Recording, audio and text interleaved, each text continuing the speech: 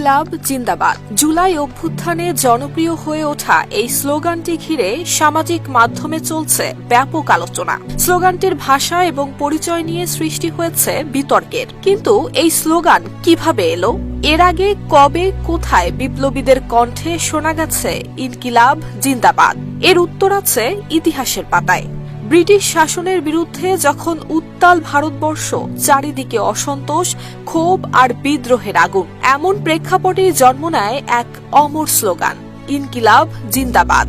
অর্থ বিপ্লব চিরজীবী হোক। সময়টা 20 শতকের শুরুর দিকে। ব্রিটিশ বিরোধী আন্দোলন তখন ধীরে ধীরে রূপ নিচ্ছে গণ আন্দোলনে, আর সেই আন্দোলনের ভাষা খুঁজে চলছিল এক শক্তিশালী উচ্চারণ। সিল্কোর সিল্ক অ্যান্ড শাইন, যাতে আছে আর্গান অয়েল ও ওট প্রোটিনের গুডনেস, যা আপনার চুলকে রাখে হেলদি অ্যান্ড শাইনিং। ইতিহাসবিদদের মতে এই স্লোগানটি প্রথম ব্যবহার করেন কবি, সাংবাদিক ও স্বাধীনতা আন্দোলনের নেতা হযরত মোহনী। 1921 সালের দিকে তিনি ব্রিটিশ শাসনের বিরুদ্ধে প্রতিবাদের ভাষা হিসেবে ইনকিলাব জিন্দাবাদ উচ্চারণ করেন। তার কাছে ইনকিলাব মানে ছিল শুধু শাসক বদল নয়, বরং সাম্রাজ্যবাদ, শোষণ আর বৈষম্যের সম্পূর্ণ অবসান। তবে স্লোগানটি জনমানসে আগুনের মতো ছড়িয়ে পড়ে বিপ্লবী নেতা ভগৎ সিং এর কণ্ঠে।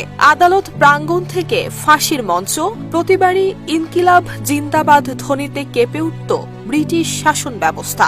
ভগৎ সিং এর হাত ধরে এই স্লোগান হয়ে ওঠে ভয়হীন প্রতিবাদের প্রতীক। এরপর 1942 সালে ভারত ছাড়ো আন্দোলন, 1946-এর নৌ বিদ্রোহ, প্রতিটি গুরুত্বপূর্ণ গণ আন্দোলনেই শোনা যায় এই স্লোগানটি।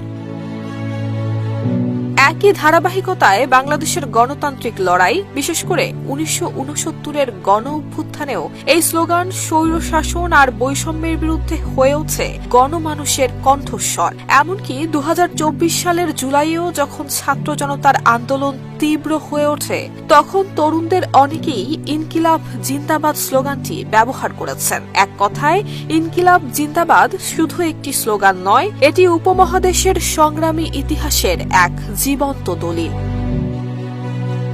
নুসরাত জাহান মেহেক, ঢাকা পোস্ট।